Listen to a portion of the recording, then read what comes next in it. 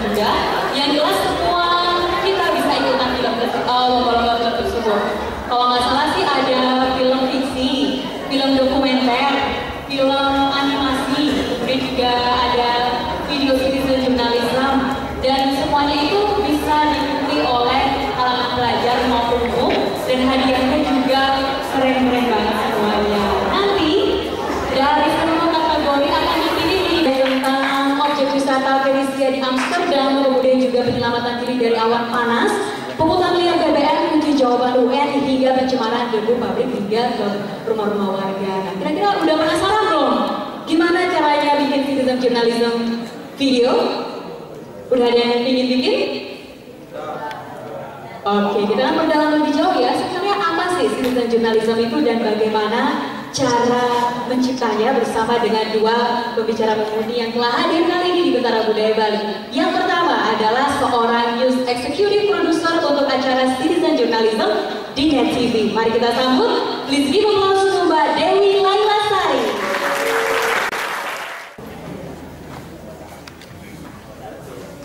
Silakan duduk di sini di tengah-tengah. Apa kabar Mbak Dewi? Baik-baik. Senang banget ya kita bisa melihat, habis melihat acara Net, sekarang sama eksekutif produsernya. Oke. Teman-teman buat kita, siapa tahu ada penyiar yang jadi penyiar di sini bisa kontak ke Mbak Dewi kan ya? Oke Mbak Dewi, kita melihat akhir-akhir ini atau mungkin beberapa tahun belakangan yang namanya citizen journalism semakin memperoleh ruang di media televisi. Pasti semua di sini ingin tahu sebenarnya apa sih citizen journalism, apa saja yang bisa dieksplorasi menjadi bentuk video-video yang mungkin bisa ditayangkan juga di Net ke depan, apa yang menarik dan manfaatnya apa sih buat masyarakat. Silakan. Halo semua. Oke ya, kita mulai aja karena panitia wanti-wanti dari tadi waktu saya cuma 30 menit. Kita mulai aja dengan presentasi, slide presentasi saya.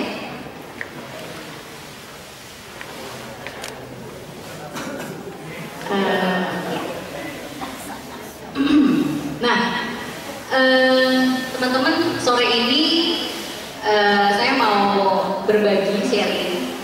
Intinya mau ngajak teman-teman untuk menjadi jurnalis, citizen jurnalis, dengan memanfaatkan media sosial yang saat ini lagi booming. Buktinya apa booming? Siapa yang punya akun Facebook? Cuma segini. Oh payah nih Bali. Cuma segini. Wah nggak gaul. Oke turun. Yang punya akun Instagram. Wih lumayan gaul. Turun. Yang punya akun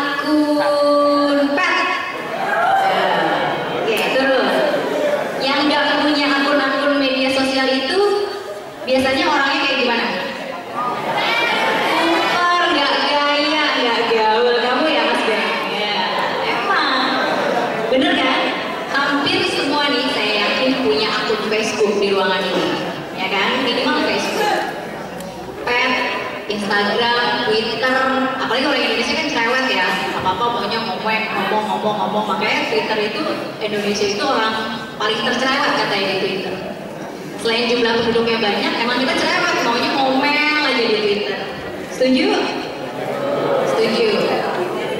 Nah, jadi media sosial booming. Next. Oke.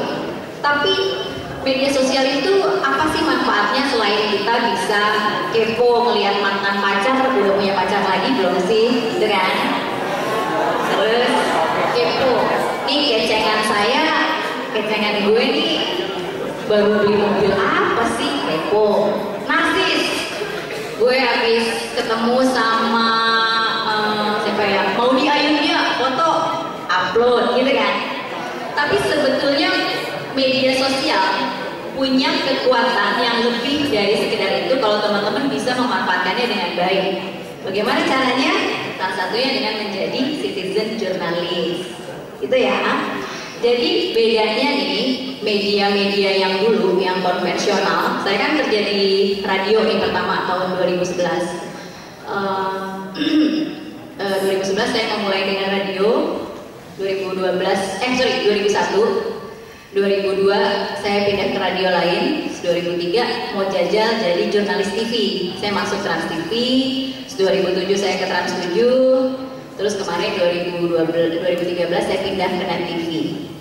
Nah, kalau media-media yang saya sebutkan tadi, radio, TV, atau newspaper ya, koran, itu kan disebutnya media konvensional. Nah, ciri-cirinya apa tuh media konvensional? Biasanya modalnya besar. Contohnya untuk bisa siaran atau bisa memproduksi medianya, untuk TV dia butuh transmisi yang harganya miliaran, butuh control room yang juga miliaran ya. Terus butuh kamera aja minimal, mau ngambil gambar gitu ya, jadi reporter kameranya dulu harganya 30 juta, 40 juta gitu ya minimal. Sekarang masih mending tuh ada 5D. Harganya berapa tuh 5D ya? Hah? Pasti orang film tahu 5D berapa. Artinya dulu kamera-kamera yang biasa digunakan untuk peliputan itu harganya mahal dan harus dibeli oleh perusahaan-perusahaan besar. Kita nih nggak bisa jadi citizen jurnalis zaman dulu ya, kira-kira 10 tahun yang lalu aja belum bisa, karena kameranya masih kamera mahal, kamera masih mahal gitu, belum menjadi mass product yang harganya murah sehingga bisa dibeli oleh kita orang biasa, teman-teman SMA. Sekarang teman-teman SMA ada yang punya kamera nggak? Bisa nggak tunjuk tangan yang punya kamera? Kamera handphone juga nggak apa-apa. Beneran. Yang punya smartphone yang di dalamnya ada kamera siapa coba? Anak-anak SMA. Yang nggak SMA nggak usah nunjuk. Kamu nggak usah nunjuk Mas Beng. Nah, itu aja jadi setiap orang sekarang sudah punya kamera, sudah bisa merekam kejadian apa. Nah kalau dulu nggak bisa, alat produksinya mahal. Next. Nah sekarang ada namanya zaman media baru. Media baru itu gampang alat produksinya untuk bisa menyiarkan, cuma smartphone dan internet. Contohnya ketemu Pak Jokowi lagi belusukan di Pasar Sukawati, ya kan? Jadi kamu sekarang udah harus beda. Kalau dulu ketemu Pak Jokowi, Pak salaman gitu.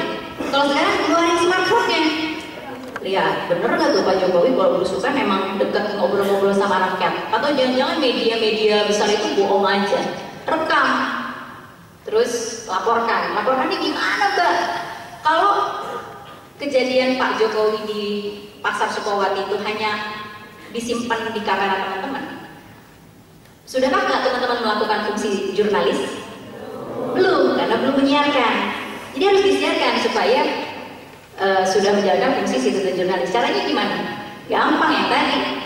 Teman-teman punya Facebook, bisa kan upload video? Bisa upload, sebarkan. Punya Instagram, sebarkan. Ada YouTube ya, bikin akun gratis, sebarkan. Vimeo, sebarkan. Banyak banget caranya untuk bisa jadi jurnalis sekarang ini. Cuma tinggal mau apa enggak, ya kan? Ya. Nah, balik lagi Mas ke dua slide yang sebelumnya. Lagi. Nah, jadi media konvensional dan media baru sebetulnya garis besar perbedaannya ada di sini. Consumer becoming producer. Itu namanya user generated content. Jadi kita sebagai user juga memproduksi konten. Kalau dulu di TV pasar ya, nggak boleh nelfon stasiun TV kan, Pak, saya mau dong acaranya tukul apa misalnya bukan 4 mata jam 3 sore nanti, boleh ya Pak? Bisa nggak gitu? Nggak bisa, suka-suka TV-nya aja, mau naruh apa kalian pasrah nonton, buka remote, apa yang dikasih ya udah nonton. Terus kalian gini, ada nih di rumah dekat rumah saya kejadian Pak Lurah kerjaannya korupsi aja pada saat orang bikin KTP, disuruh bayar 500.000 lah, 1 juta gitu kan. Terus kalian bikin nih videonya, terus tawarin ke stasiun TV, bisa nggak tayang? Tergantung TV-nya mau tayangin apa enggak. Kalau menurut dia nggak penting gitu kan, kurang bagus gambarnya, belum tentu mereka mau nyiarin, ya kan? Suka-suka dia, ada orang yang punya TV. Tapi sekarang kalau dulu akhirnya pasrah, udah udah diam aja. Kalau nggak ada yang mau nayangin, artinya teman-teman sudah punya source bahan untuk menjadi jurnalis, tapi belum disiarkan bahan itu. Paham? Nah kalau sekarang kalau ditolak sama media-media besar, ditolak, nawarin ke Trans 7 videonya ditolak, ke Trans TV ditolak, ke RCTI ditolak, SCTV ditolak, semua ditolak. Kalian gimana? Pasrah? Ya udah deh, emang nggak bisa jadi jurnalis kali, emang nggak bisa disiarin kali, gitu? Enggak, gimana caranya? Ada satu orang yang mau jawab? Ya, upload ke YouTube, ya kan? Gak usah mati gaya, ya kan? Gak usah putus asa bunuh diri di pohon toge, ya kan? YouTube, gua gak butuh kok media besar, ya kan? I just need my smartphone and I just need internet connection. Upload, seluruh dunia tahu apa yang terjadi di Gianyar Bali atau di manalah sudut-sudut kampung Bali. Mbaknya boleh dapat hadiah mas, ya. Terima kasih dari Net. Ayo mas Geng, tepuk tangan. Gitu ya. Nah, next slide. Next. Oke. Sekarang saya mengajak mau nonton video sedikit aja. Ini yang membuktikan bahwa saat ini semua orang sudah bisa jadi jurnalis. Dan jurnalis-jurnalis seperti saya yang udah berapa tahun ya? 12 tahun mulai terancam dengan hadirnya citizen jurnalis. Karena citizen jurnalis terbukti dari yang masuk ke website kami di net.cj.go.id, liputan mereka itu beberapa jauh lebih bagus dari reporter saya. Tapi gini, kamu diajarin liputannya begini, gak cover both side, 5W1 hanya gak ada. Ini citizen jurnalis malah keren gitu. Jadi kita jurnalis yang ada di media besar justru quote unquote ya terbantu dengan citizen jurnalis karena mereka bisa memperkaya materi-materi kita. Yang kedua, kita terancam karena citizen jurnalis jauh lebih bagus, lebih progresif dan lebih bisa tahu apa yang terjadi karena mereka tersebar dimanapun kan. Sementara kalau kita reporternya hanya terbatas di wilayah-wilayah tertentu. Silakan mas, videonya.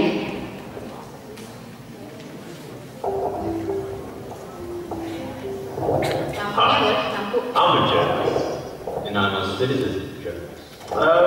No, see, I'm the journalist. I'm the reporter. I give you the news. You're the consumer, see. I report the news for you. No, I'm quite sure I can report it too nowadays. But you don't have the equipment. I've got the camera. I've got the power. I've got my camera right here too. It's my handphone. But you don't have the technical know-how. You don't have the crew. Look, come here. My sound guy, my camera guy, my editor. And how are you supposed to get your story out there without all of them? Well, I don't need any of that extra stuff. With the power of the internet, anyone can get a story told to a worldwide audience. You don't need traditional media to get your story out. Stuff like blogs, nor even video streaming sites like YouTube mean people now have more of a choice than ever. Yeah, but come on, who really reads that stuff? Well, we're becoming more and more popular, actually. Just take blogs, for example. I mean, there's 70 million of them now, and that number's only growing. Yeah, but I've still got credibility. That may be true, but for how long? People are beginning to want more choices, especially since the press has been criticized for spreading the news. Lies! All lies! Also, it doesn't cost me much money to get my story out. Mobile phone, computer, and internet connection is all I need. But I've been all over the world. I'm reporting from the Sahara. I've climbed the Himalayas. I've been to dozens of war zones. And you? Who's gonna believe in nobody like you?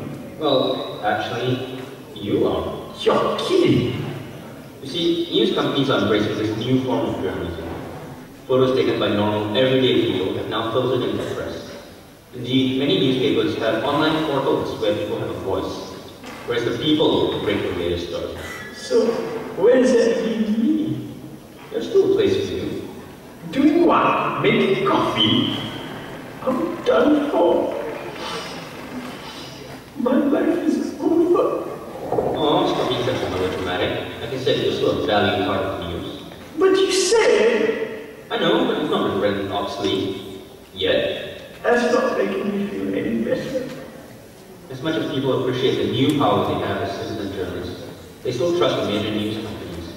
People still want to be told what is news and what isn't. So, I'm still number one? Well, it's not about that, is it? But I am, right? I mean, that's the truth, yeah? Listen to the point here. For an exciting time in the development of what we are coming to know as the journalists, it's up to us to work hand in hand now. It's not a one-way stream anymore. It's two-way. The future depends on both of us.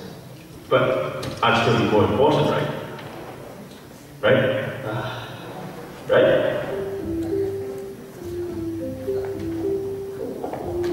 Ya.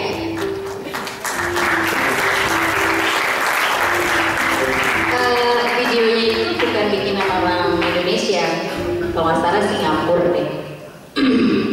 Tapi itu menunjukkan bahwa citizen jurnalis sekarang bukan hanya berkembang di Indonesia, tapi di belahan dunia manapun. Citizen jurnalis tumbuh dan sebetulnya dia harus bergandengan tangan dengan media-media besar seperti net kalau di Indonesia, Trans TV, Trans 7, SCTV. Makanya CNN juga punya iReport ya. Ada yang pernah buka websitenya CNN? Dia sekarang punya iReport tuh. Jadi bentuknya kalau nggak salah gambar, video yang ruang buat citizen jurnalis. Detik TV, Detik ya, detik.com per tahun lalu kalau nggak salah dia punya pasang mata. Metro mungkin sudah mulainya sejak beberapa tahun lalu dengan White Shot. Mereka punya Eagle Award juga. Jadi sekarang memang eranya era citizen jurnalis. Jadi kalau teman-teman nggak ikut malah rugi gitu. Next, ya bagaimana caranya menjadi jurnalis Mbak? Ini dia. Silakan next. Ya, sebenarnya apa itu citizen jurnalis? Singkatnya sih gini. Citizen jurnalis adalah praktek jurnalisme yang dilakukan oleh non-profesional. Teman-teman ini non-profesional. Kalau saya profesional karena saya ada latihannya dulu. Ada workshop, ada broadcast workshopnya berapa bulan. Dilakukan oleh non-profesional jurnalis dalam hal ini oleh warga. Gitu. Next. Semangat jurnalisme dalam citizen jurnalis adalah sama. Menginformasikan, melaporkan, menjadi watchdog. Tadi video-video yang kita putar pertama itu beberapa ada yang melaporkan fungsinya, ada juga yang menjadi watchdog. Yang melaporkan misalnya yang mana? Melaporkan sebuah kejadian. Ada yang mau coba jawab? Iya. Yang mana? Contohnya Singapura dan BBM itu sangat dan kunci jawabannya sangat watchdognya itu cuma di desa Indonesia di Belanda. Kurang tepat. Ada yang mau coba lagi? Ada yang mau coba? Ayo dong, ada hadiah lagi dari net ya. Gak ada mic ya, Bapak Panitia? Oh, ini ada nih.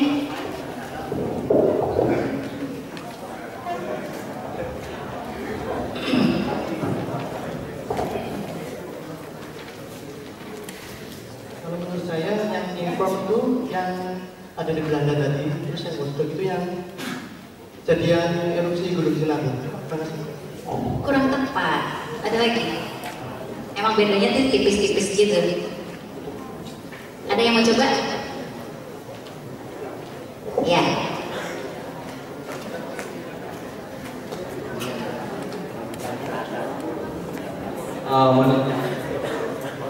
Menurut saya yang kalau watchdog yang di Belanda karena dia langsung ke lapangan, langsung ke Belanda tersebut untuk melaporkan. Tapi kalau yang from the report yang tadi yang di Indonesia kayak kejadian Gunung Sinabung, yang BBM, yang multinasional sama itu udah lagi juga. Masih kurang tepat juga. Jadi, ada yang mau coba? Iya, masnya. Mas yang baju putih. Terakhir nih ya. Kalau nggak tepat juga hadiahnya buat Mas Pink aja, Mas.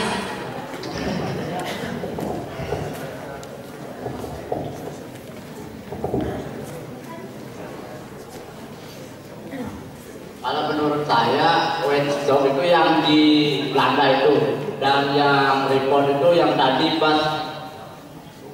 Yang watchdog itu yang di Pertamina itu sama yang di Gunung Sinabung. Yang report itu yang langsung ke Belanda itu yang menyiarkan, yang ngomong sendiri seperti itu. Jadi yang di Belanda itu report. Kalau yang watchdog Yang dia rekam sendiri. yang Gunung Sinabung. Oh, SPBU. Oke, kurang tepat juga. Saya aja deh, saya yang jawab. Jadi watchdog itu kan sebenarnya kita sebagai pengawas pemerintah, institusi atau terutama institusi-institusi pemerintah, ya kan? Jadi kalau report ya atau inform ya itu kayak yang di Belanda, sekedar menginformasikan ada sebuah desa namanya Hitford. Jadi saat ini ya NetCJ kita kan punya kanal namanya netcj.co.id. Itu kita menampung video-video citizen jurnalis dari siapapun. Saat ini kita punya 13 citizen jurnalis yang aktif mengirimkan dari 13 negara. Baru 13, tapi teman saya akan ke Jepang tanggal 19 besok. Karena di Jepang itu ada pertemuan perhimpunan pelajar Indonesia seluruh negara. Itu ada 36 negara di mana ada perhimpunan pelajar Indonesia di sana. Situ kita akan promosi lagi soal citizen jurnalis. Kita sih berharapnya dari pertemuan di Jepang nanti akan muncul citizen jurnalis dari mahasiswa-mahasiswa Indonesia yang tersebar di berbagai negara. Jadi nggak cuma 13 negara. Kalau di Indonesia juga banyak. Per hari kita sekarang udah bisa dapat ratusan video. Dari dulu cuma awalnya satu hari cuma 10 gitu ya. Sekarang udah ratusan. Nanti yang terbaik akan tayang di Net TV setiap hari. Salah satunya di Net 10 yang tayang jam 10. Nah, iya. Nah itu, jadi Hitford itu inform. Yang Sinabung inform. Karena kalau teman-teman mengikuti berita Sinabung, itu tuh kayak naik turun, siaga, waspada, turun, pengungsi pulang. Tiba-tiba siaga lagi, pengungsi masuk lagi ke pengungsian, terus turun statusnya, pulang lagi. Tapi ada lagi, tapi nggak pernah benar-benar meletus kan setelah berbulan-bulan. Malah waktu itu kita udah mengirimkan reporter ke Sinabung, reporter net udah datang, ada 2 tim berjaga-jaga kalau Sinabung benar-benar meletus. Gak meletus-meletus, akhirnya kita kirim pulang reporternya, udahlah, udah 2 minggu gak meletus-meletus, pulang aja udah. Statusnya juga udah turun. Tiba-tiba dia pulang, meletus. Kita nggak punya orang. Wah, meletus Sinabung gawat. Itu saya lagi piket kalau nggak salah. Wah, Sinabung meletus. Waduh, gimana nih? Kita nggak ada gambar nih. Begitu beberapa TV udah mulai menyiarkan. Terus kita cek website CJ kita. Pas kita lihat ada yang ngirim. Jadi Mas, namanya ini Dirga Sembiring ya. Itu dia relawan. Sebetulnya relawannya kan kalau di daerah-daerah di kaki gunung berapi, biasanya kan banyak warga. Biasanya mereka tuh nggak mau disuruh ngungsi, tuh nggak mau, apalagi yang udah tua, karena merasa gue paling kenal daerah sini, gue paling tahu kapan gunung ini akan meletus atau belum. Sekarang belum, gitu, banyak yang ngeyel. Jadi biasanya diturunkan relawan-relawan yang khusus untuk membujuk warga untuk mau turun. Nah, Mas Dirga yang tadi mengirimkan itu, dia adalah relawan yang di sana. Jadi waktu itu posisi dia hanya 4 km dari puncak gunung. Pas dia lagi ngebujuk warga, meletus. Sama dia sambil nyelamatin warga, dia keluarin smartphone, dia ambil peristiwa itu. Jadi alhamdulillah, yang tadi video tadi, hand in hand senior profesional jurnalis, harusnya dia hand in hand dengan citizen jurnalis. Kita nggak dapat momennya. Udah hilang, reporter kita nggak dapat, tapi kita dapat dari citizen jurnalis. Dan terima kasih karena akhirnya waktu itu seluruh dunia jadi udah tahu bahwa Sinabung akhirnya benar-benar meletus. Dan pada saat itu banyak bantuan yang kirim, ya kan, karena dunia sudah pada tahu, bantuan obat-obatan, baju, makanan ke para pengungsi, gitu. Kalau watchdog yang tadi tuh, yang pabrik gula, itu kan sebenarnya dia mau melaporkan, itu masuknya report juga pabrik gula. Dia mau melaporkan ada pabrik gula di sekitar rumah warga yang merugikan kan? Merugikan. Mereka mungkin udah pernah ngobrol, cuma gak ditangkepin supaya dia punya kekuatan. Maka ditaruhlah ke media. Terus dia wawancara kan pabrik gula. Akhirnya dia ngomong. Nah terus setelah itu, setelah kita siarkan, kita tanya ke yang pengirimnya, gimana tuh setelah disiarin ke media, Mbak? Paling nggak mereka mulai berdialog dengan warga. Artinya citizen jurnalis itu sudah menjembatani antara kebutuhan warga yang rumahnya terkena abu pabrik dengan si pabrik. Itulah the power of media. Tapi kalau si orang yang ngirim itu cuma ngambil kejadian abu mengotori rumah warga, kemudian disimpan di handphonenya, tidak disiarkan, mungkinkah dia bisa mengubah, minimal memberi pressure buat si pabrik untuk bisa mendengarkan warga? Mungkin nggak? Enggak, jadi harus disiarkan. That's the power of media. Nah yang watchdog itu SPBU kupon ya, kupon liar. Terus ada apa lagi ya tadi? Kunci jawaban. Itu watchdog. Artinya apa? Ada yang mau jawab nggak? Mau dapat hadiah nggak? Itu watchdog terhadap siapa dan bisa ya? Mbak yang cewek. Ya.